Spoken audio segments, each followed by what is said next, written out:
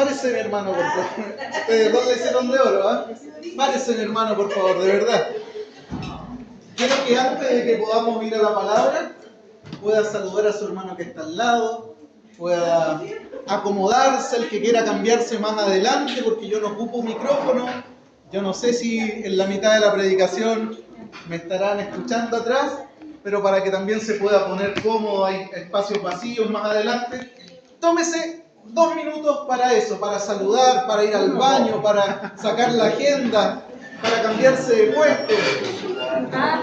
Mientras tanto, le mandamos un saludo a los hermanos que están en casa, que nos van a ver desde allá. Hermanos, les amamos mucho, les mandamos un abrazo. Esperamos que el Señor pueda bendecir sus vidas ahí en el lugar donde están también. Amén.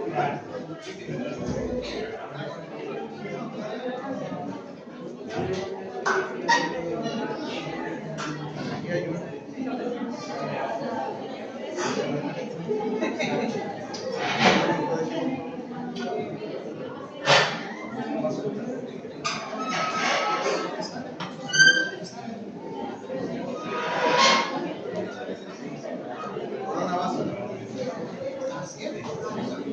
Oye, ¿y mi solapa, esa cosa de para que cargué? Ah, el micrófono me no lo traje.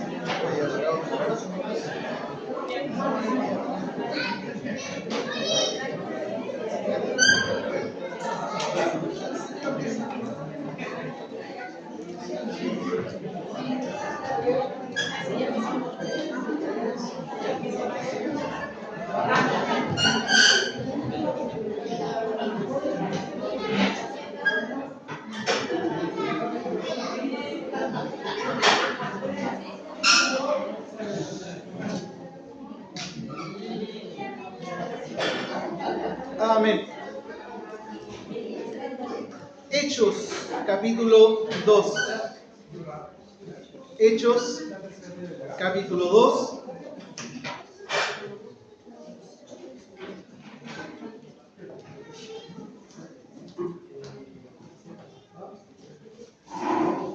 Hechos 2:41. Hechos, capítulo 2, versículo 41.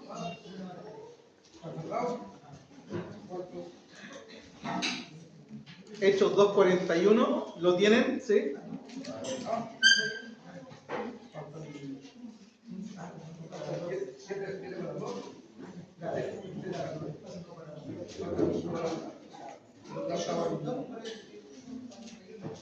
Hechos 2:41. Leemos en el nombre del Señor, ponemos toda nuestra atención, hermanos míos, en la palabra, 30, 35 minutos, lo que dure, pero toda nuestra atención, toda nuestra concentración va a estar ahí, porque el Señor nos quiere hablar. ¿Amén? Amén. Así que los invito a eso, que nada nos distraiga, que nada nos saque de este momento hermoso en donde vamos a compartir la palabra del Señor. Hechos capítulo 2, versículo 41 dice: así que los que recibieron su palabra fueron bautizados y se añadieron aquel día como 3,000 personas. Y perseveraban en la doctrina de los apóstoles, en la comunión unos con otros, en el partimiento del pan y las oraciones. Oramos al Señor. Padre, en el nombre de Jesús, te queremos dar gracias, Señor, por este hermoso tiempo que podemos disfrutar junto a ti.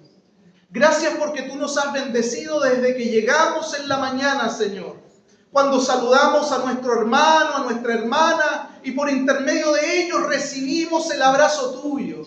Señor, bendecidos cuando nos dirigimos a cada una de nuestras clases y se abrieron las Escrituras y fuimos ministrados por ella. Gracias, Señor. Gracias porque, Señor, seguimos y hemos sido bendecidos en medio de la alabanza, en medio de la adoración. Tú has roto cadenas, has cortado yugos, Señor. Sí, Señor. Y seguiremos siendo bendecidos ahora a través de esta palabra congregacional. Señor, oramos de la misma manera como orábamos en la mañana. Pedimos que tu Espíritu Santo, ese mismo Espíritu Santo que inspiró a los santos hombres de Dios a escribir las Escrituras, Que ese mismo Espíritu Santo nos ilumine en esta hora, en esta mañana, para poder entender, para poder comprender todo lo que tú necesitas que entendamos, Señor. Sí, Señor. En el nombre de Jesús te lo pedimos. Amén. Amén. Amén. Hechos capítulo 2. Después de resucitar Jesús, se le aparece a sus discípulos. Ustedes saben eso, ¿no es cierto? La Biblia habla de un periodo de cerca de 40 días y de varias ocasiones en donde Jesús se aparece a sus discípulos para animarles, para fortalecerles, para darles instrucciones, para comisionarlos. Y una de esas órdenes expresas que el Señor le da a sus discípulos es que se queden en Jerusalén, que no se muevan de ahí. El Señor sabía de que ellos tenían ganas de ir a anunciar el Evangelio, que tenían ganas de poder comenzar a predicar su palabra, pero le dijo, no se muevan, sé que tienen ganas de ir, pero no lo hagan. Porque así como Juan el Bautista bautizó con agua, ustedes van a ser bautizados con el Espíritu Santo dentro de no muchos días. No les dice cuántos días tienen que esperar, pero les dice que esperen. ¿Qué hacen los discípulos, mis hermanos? Los discípulos hacen precisamente lo que Jesús espera de todos sus discípulos. Los discípulos hacen lo que Jesús espera precisamente de todos sus seguidores. Ellos hacen precisamente lo que el Señor espera de ti y espera de mí. ¿Sabes qué es? Obediencia a su palabra, obediencia a sus órdenes, obediencia a sus instrucciones, obediencia a sus mandatos. Eso es, hermanos, lo que el Señor espera de nosotros. 10 días después de esta orden, el Espíritu Santo descendió con poder sobre todos los que estaban esperando, sobre los 120. Y fueron llenos del Espíritu Santo y comenzaron a hablar en nuevas lenguas, nuevas glosas, dice esa palabra, es decir, nuevos idiomas que ellos no manejaron. Nunca se escribieron en Open English algunos, pero comenzaron a hablar en nueva lengua, en inglés, según el Espíritu Santo le daba que hablase. Ese era un ejemplo por si acaso, no vayan a creer que Open English aparece en la Biblia.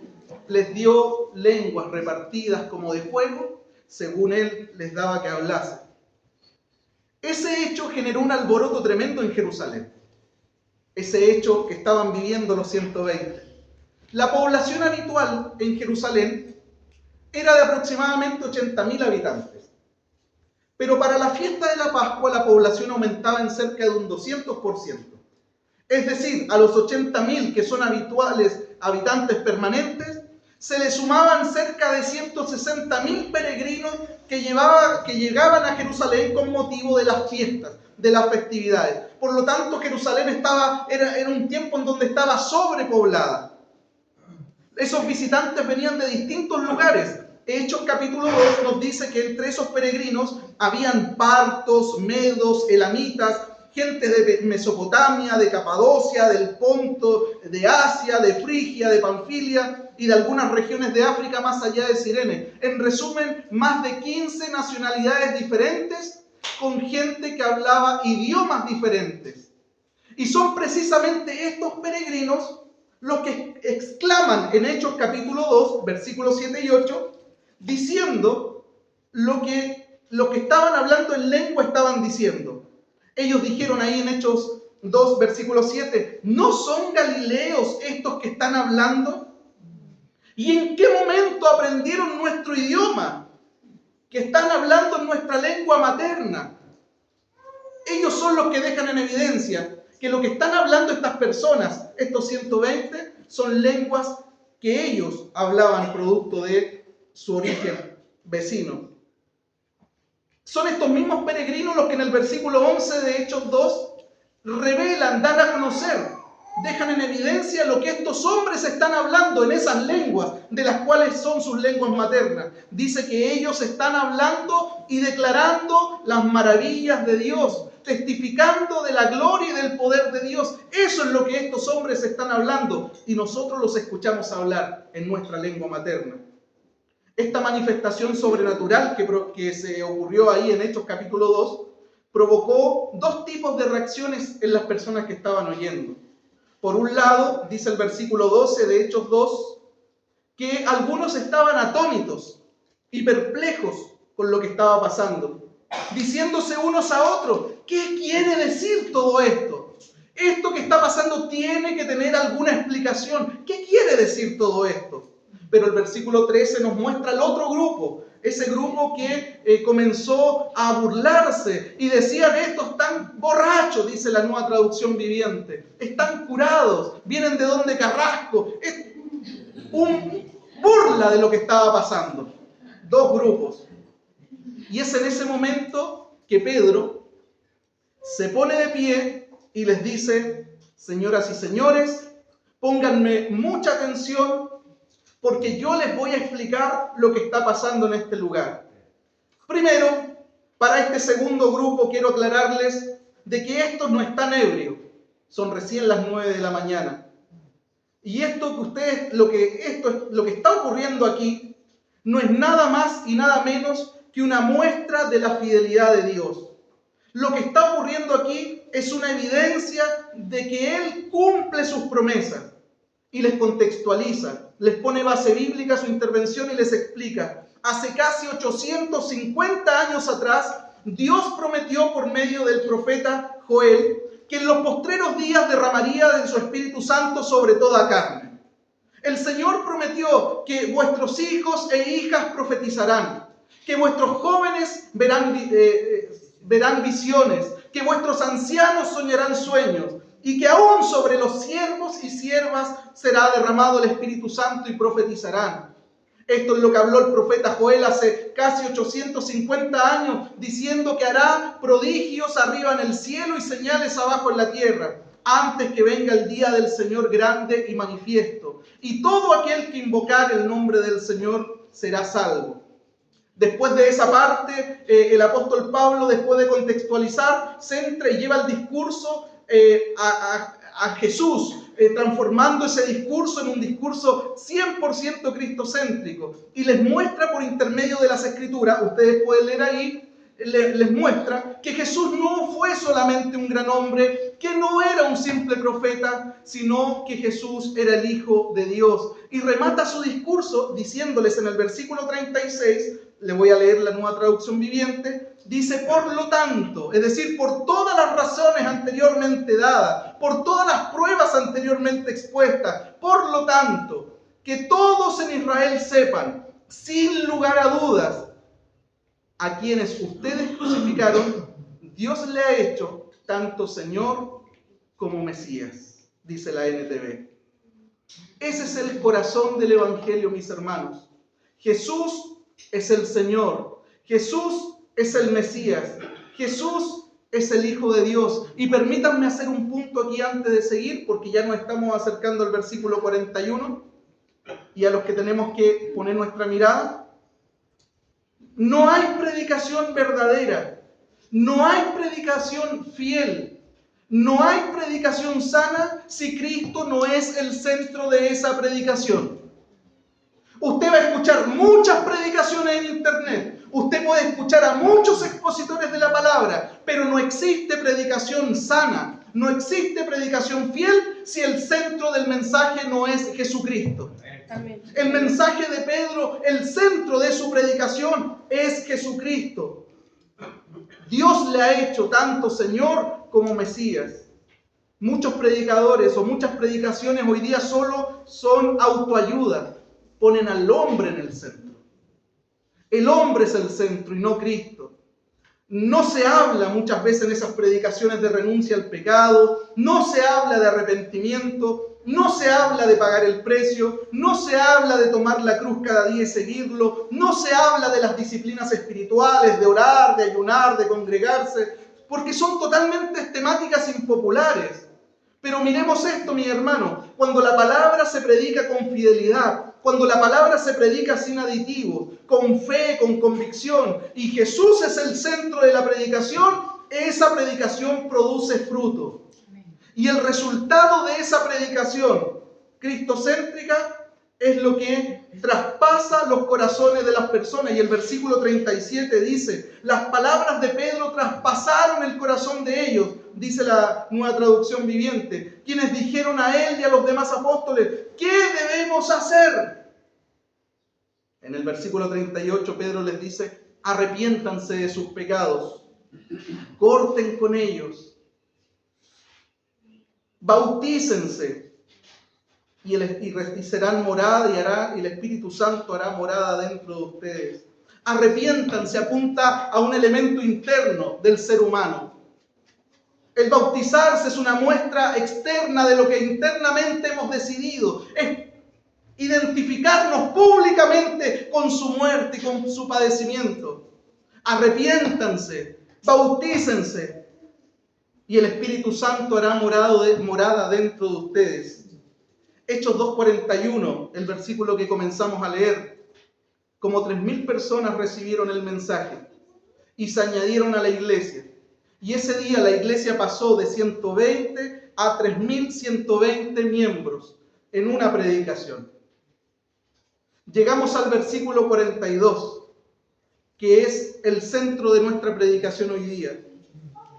Estos 3.120, ¿cómo vivían? ¿Cómo se conducían? Dice el versículo 42, y perseveraban en la doctrina de los apóstoles, perseveraban en la comunión unos con otros, perseveraban en el partimiento del pan y perseveraban en las oraciones. Hermanos míos, nosotros estamos en vísperas de celebrar un nuevo aniversario en nuestra iglesia. 14 años desde el día en que nos propusimos por fe hacer una reunión que no tuvo más de 7 personas, esa reunión. Que cantamos alrededor de 2 canciones y hubo un mensaje, no duró más de 30 minutos esa reunión. Hace 14 años nos aventuramos a hacer esa reunión en un lugar que medía 3x3. Y ha pasado el tiempo. Y hoy día estamos en un tiempo de consolidación como iglesia. Y en este tiempo de consolidación como iglesia muchas veces pensamos qué tipo de iglesia queremos ser. ¿Cómo debe ser la iglesia ADD Tiempo de Dios aquí en Forestal? ¿Qué características debe tener la iglesia del Señor? ¿Qué cosas son los atributos y características que debe tener una iglesia que agrade al Señor? En donde Él sea el centro y no nosotros el centro. Y en esos momentos sentimos la tentación de comenzar a mirar para el lado. Comenzar a mirar cómo lo hacen en Hillsong. Comenzar a mirar cómo lo hacen en River Church, ahí con Dante Gebel. Pero si queremos ser una iglesia que honre y agrade a Dios, no podemos dejar de mirar a la iglesia del primer siglo. Una iglesia viva, una iglesia modelo, una iglesia llena del Espíritu Santo. Y no podemos dejar de mirar este texto y aprender de ella y extraer muchas de las características, pensar en ellas, meditar en ellas y aplicar muchas de las cosas que la iglesia del primer siglo comenzó a vivir. En este versículo, mis hermanos, en el versículo 42, Lucas nos muestra cómo vivía la iglesia de Cristo inmediatamente después de haber sido investida de poder. En este versículo, Lucas nos muestra a la iglesia de Cristo que comienza a organizarse, que comienza a crecer. En este versículo, Lucas nos muestra, inspirado por el Espíritu Santo, algunas características de esa iglesia, las cuales revisaremos hoy. ¿Amén? Amén. Amén. Versículo 42. Esta iglesia perseveraba.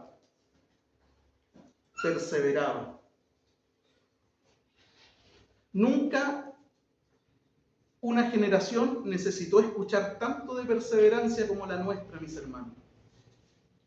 Somos parte de una generación que comienza las cosas pero no las termina. Somos parte de una generación que desiste tempranamente de las cosas que se propone hacer. Somos parte de una generación que el 31 de diciembre está llorando a moco tendido, haciendo compromiso, anotando, comprometiéndose con los hijos, con la señora, con los vecinos, con la suegra, de que este año va a ser un año diferente.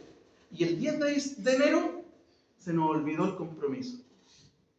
La cuerda nos alcanzó 9-10. Somos parte de una generación que comienza bien como avión, pero termina mal. Somos parte de una generación que comienza con salida de caballo inglés, pero llegada de burro.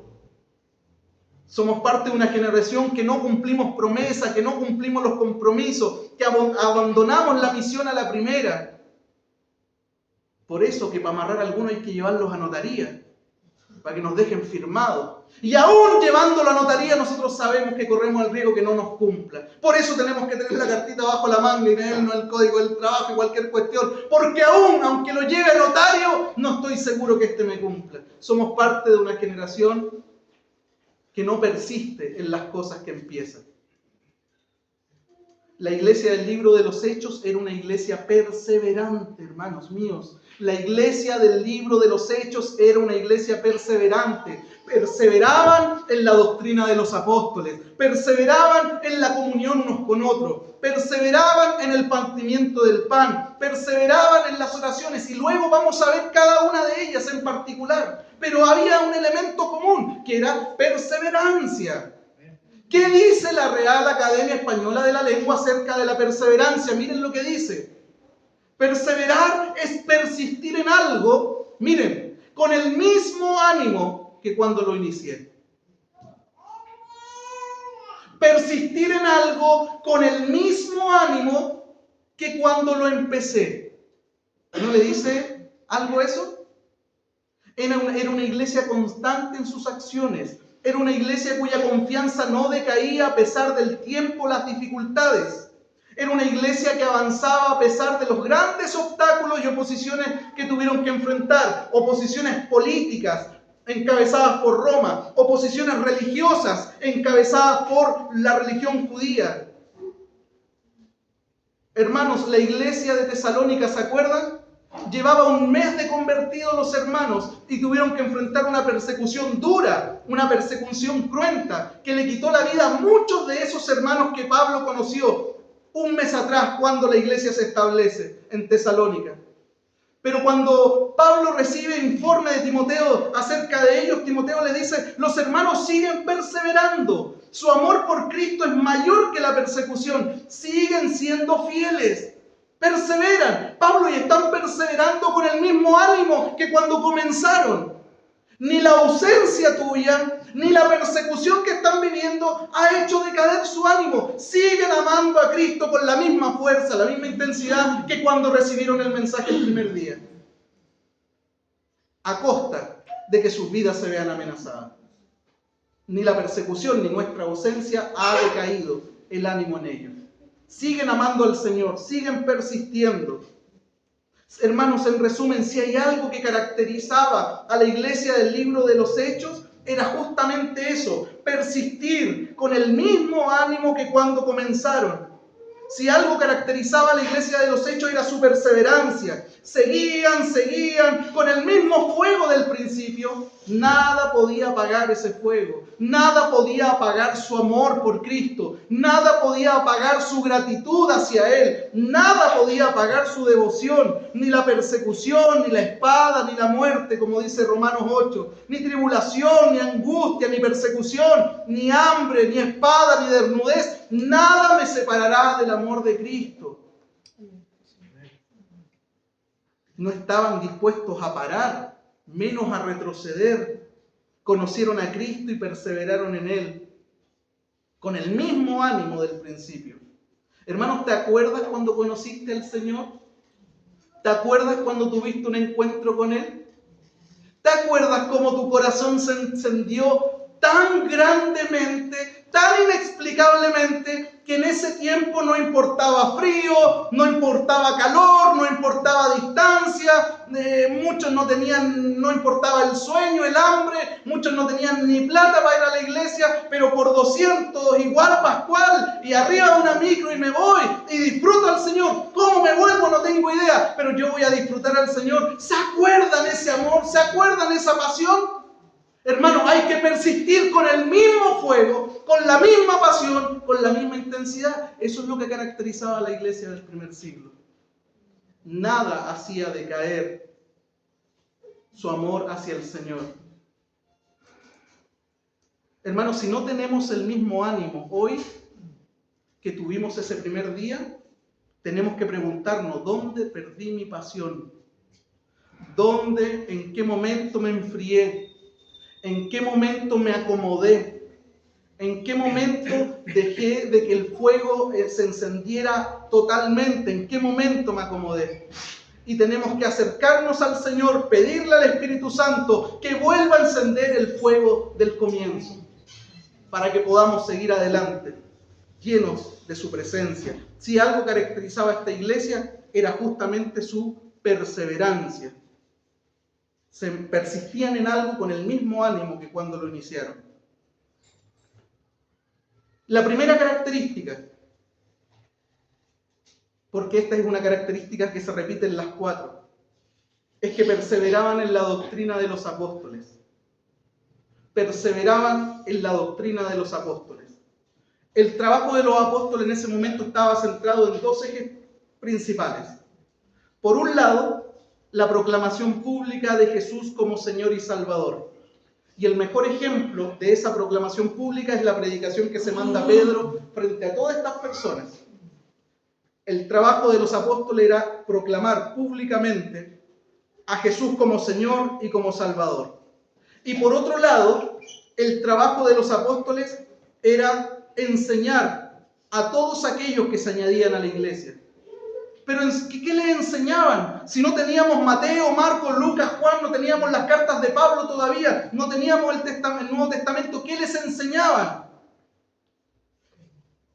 Primera de Juan nos ayuda a poder comprender. Primera de Juan, capítulo 1, dice: lo que era desde el principio, lo que hemos oído, lo que hemos visto con nuestros ojos, lo que hemos contemplado y palpado en nuestras manos tocante al verbo de vida, porque la vida fue manifestada y la hemos visto. Están hablando de Jesús, mis hermanos, y la hemos visto y estaba en el Padre y se nos manifestó. Lo que hemos visto y oído les anunciamos. Hermanos, los hermanos de la iglesia del primer siglo perseveraban en las enseñanzas de los apóstoles. Y los apóstoles les enseñaban todo lo que habían visto y todo lo que habían oído, todo lo que ellos experimentaron con el Maestro. Eso lo ponían en el corazón de los creyentes. Por lo tanto, mis hermanos, perseverar en la doctrina de los apóstoles para nosotros significa perseverar en la palabra, significa perseverar en el Evangelio. Perseverar en la doctrina de los apóstoles no tiene que ver solamente con estudiar y conocer las Escrituras, sino que tiene que ver con vivir la palabra de Dios, vivir el Evangelio, aunque nuestra vida esté en peligro a causa de eso, aunque nuestra familia nos rechace a causa de eso, aunque seamos objeto de burla a causa de eso. Eso significa perseverar en la doctrina de los apóstoles. Perseverar en la doctrina de los apóstoles significa que mi vida está centrada en las Escrituras, que ninguna decisión que tenga que tomar la voy a tomar fuera de las Escrituras, que ninguna de las cosas en las que me voy a embarcar las voy a hacer en no concordancia con las Escrituras. ¿Se entiende, mis hermanos? La iglesia del primer siglo era una iglesia que perseveraba en la palabra del Señor. Si queremos tener características para hoy y saber de que somos una iglesia que agrada al Señor, tenemos que perseverar con el mismo fuego, con la misma pasión que cuando comenzamos la carrera. No permitir que el fuego se apague. Segundo, perseverar en la doctrina de los apóstoles, es decir, perseverar en la palabra. Dejar que la palabra sea nuestra regla de fe y conducta. En resumen, mis hermanos, la iglesia del primer siglo era una iglesia que no transaba los mandatos y la palabra del Señor. La palabra del Señor era su regla de fe y conducta. Perseveraban en ella con amor y pasión. No se sujetaban a ella por miedo o por obligación. Para ellos era un deleite el poder obedecer, el poder padecer. Era una honra para ellos morir, si eso significaba obedecerle a Él. Una honra morir en obediencia a Él. Hermanos, si algo debe caracterizar a nuestra iglesia en general, Si algo debe caracterizar a nuestra iglesia o a los miembros de nuestra iglesia en particular, es nuestro amor y perseverancia en la palabra. Si algo debe caracterizar a cada una de las personas que son parte de la iglesia ADD Tiempo de Dios, es su obediencia y sujeción a la palabra. Si algo debe caracterizar a las personas que somos parte de esta iglesia, es que la gente que está aquí vive de acuerdo a la palabra del Señor. Y que si alguno ve por las Escrituras que su vida no está de acuerdo a la Escritura, tiene todo el deseo y toda la voluntad de ordenar su vida para que el agradado sea el Señor. Si algo tiene que caracterizar a los miembros de esta iglesia, es que cuando aconsejan de acuerdo a la palabra del Señor. De repente uno se encuentra, ¿quién le dio ese consejo? El hermano tanto, la hermana tanto. Y uno se pregunta, ¿de dónde se habrá sacado ese consejo de la doctora Polo? ¿De dónde sacó esto? ¿Están aconsejando según la jueza y no según la Escritura? Hermanos, si algo tiene que caracterizar a esta iglesia es su tremendo amor, devoción y su intención de vivir de acuerdo a la palabra del Señor. Así como la iglesia del primer siglo, ellos perseveraban en la doctrina, en las enseñanzas de los apóstoles. ¿Y qué les enseñaban los apóstoles? Todo lo que vieron, todo lo que escucharon del Maestro. Perseveraban en la doctrina de los apóstoles. Siguiente característica, no sé si la tienen como 3 o como 2.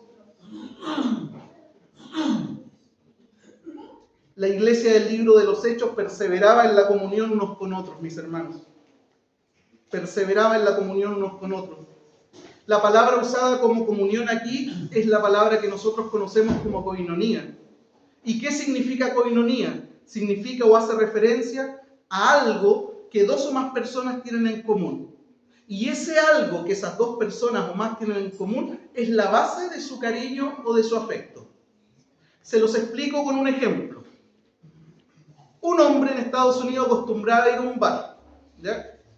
Se pedía sus cositas, estaba tranquilo, varias gente trató de sentarse al lado, de repente establecer contacto, no pescaba mucho, era él.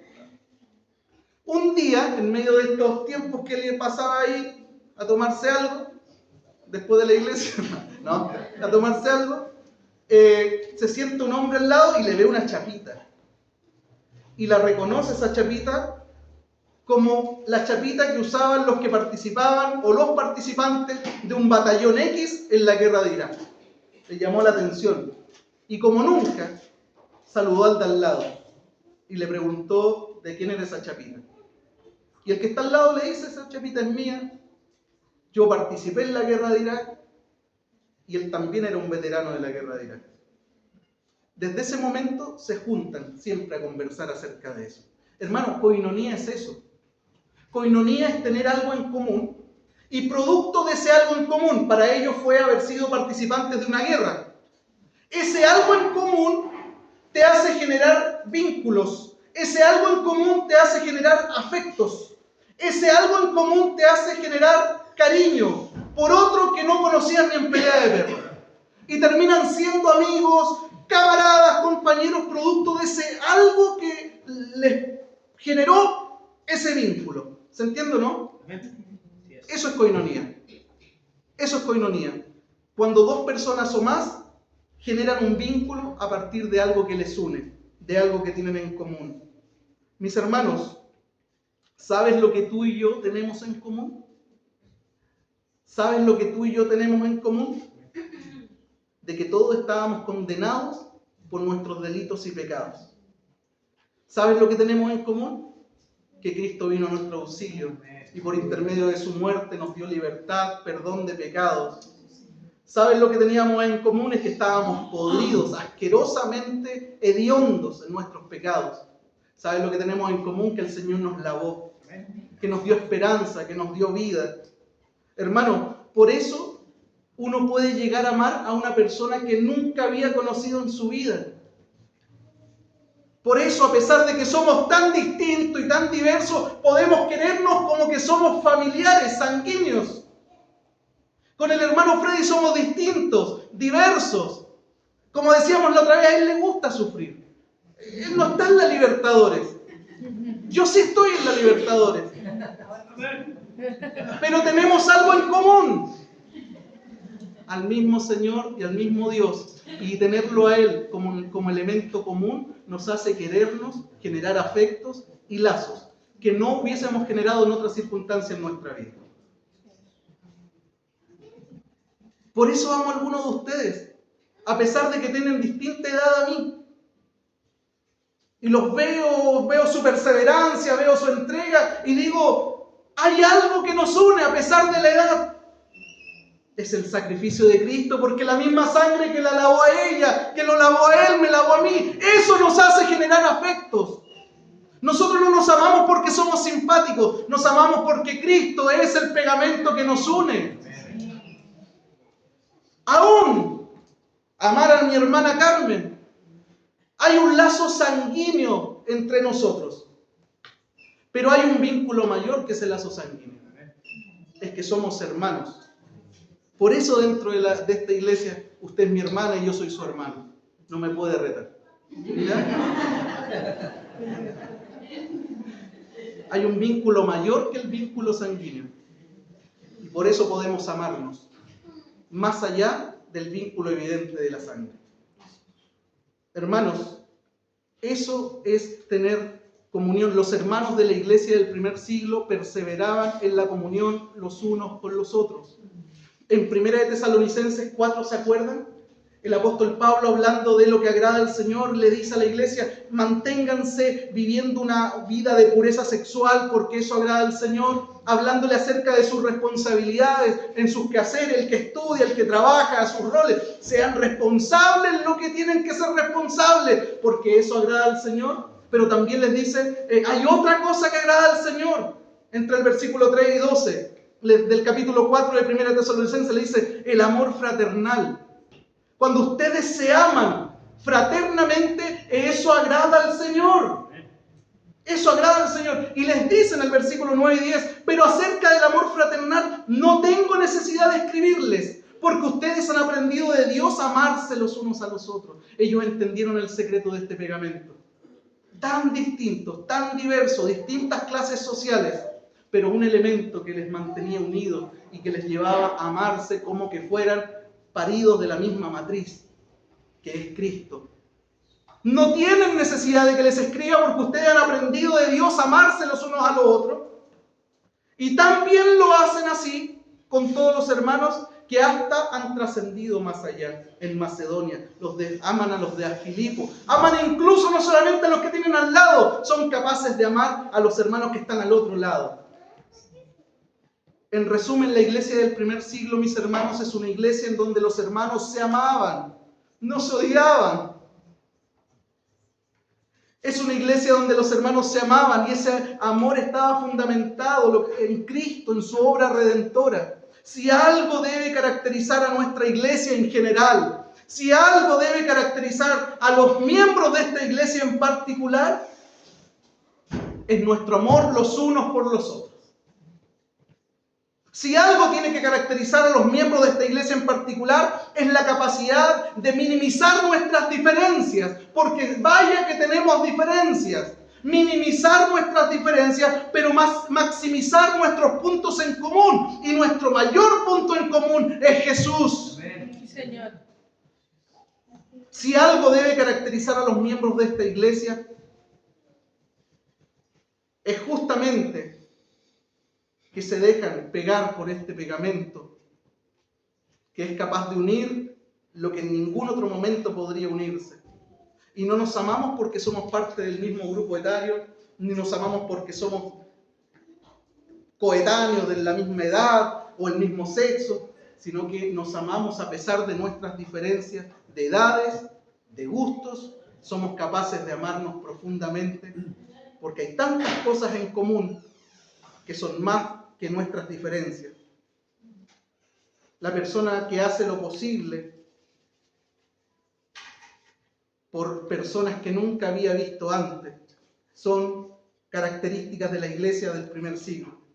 Por lo tanto, si algo tiene que resolverse, mis hermanos, con algún hermano, con alguna hermana, si hay alguna situación pendiente que deba resolverse, considérelo. Queremos ser una iglesia que glorifique al Señor. Queremos ser una iglesia que le agrade al Señor. Y no vamos a mirar las mega iglesias como las constituyen. Queremos mirar a la iglesia del primer siglo, porque esa era una iglesia llena del Espíritu Santo. Y las características de esta iglesia es que era una iglesia que perseveraba. Era una iglesia que perseveraba en la doctrina de los apóstoles. Era una iglesia que perseveraba en la comunión unos con otros. Una iglesia que se amaban. Ese es nuestro modelo de iglesia. Ese es el tipo de evangelio que queremos vivir nosotros. Insisto, si hay algo que tenga que solucionar, si hay alguna situación pendiente entre los hermanos de la iglesia, es el deber de los hermanos reconciliar esa situación, conversar la situación.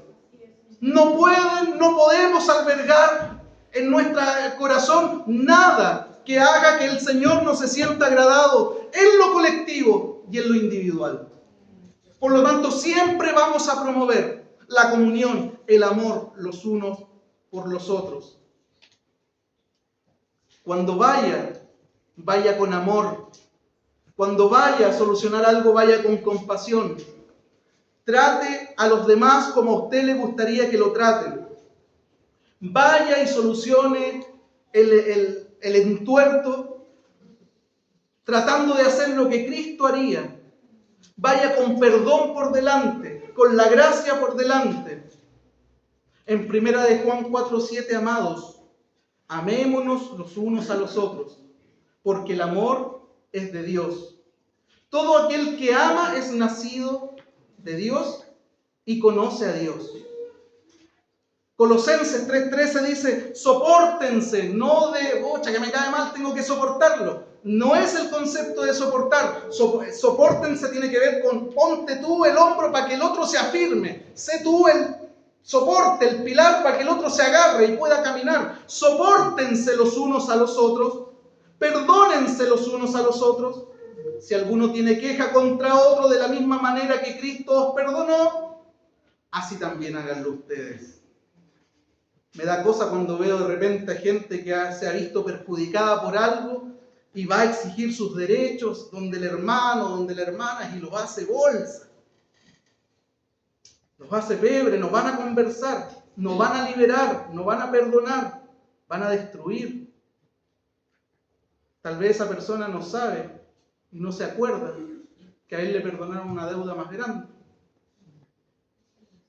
Entonces, como no se siente perdonado, se siente con el derecho de hacer pebre a alguien, siendo que Cristo no lo hizo pebre a él o a ella. Me da cosa cuando hay gente que no es capaz de amar a todos sus hermanos.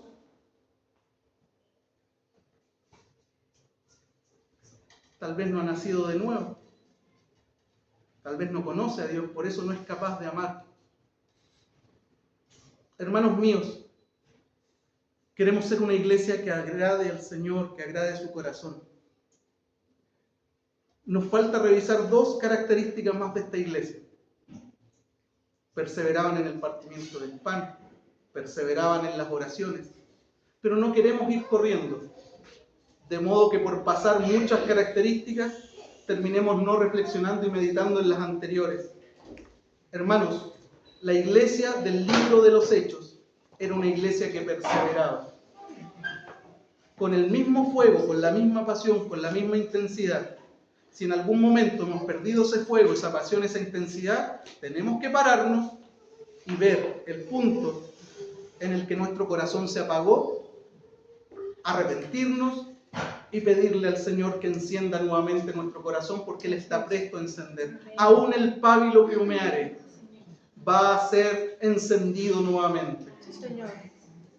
Tenemos que ser una iglesia que persevere en la doctrina de los apóstoles, que persevere en la palabra. Hermanos, no hay nada que tú debas amar más que las Escrituras. No hay nada que tú debas obedecer más que las Escrituras y alinear tu vida de acuerdo a ello. Si tú ves y el Espíritu Santo te amonesta de que hay situaciones que tienes que corregir, hermano, no espere más. ¿Qué está esperando? Corrija lo que tenga que corregir.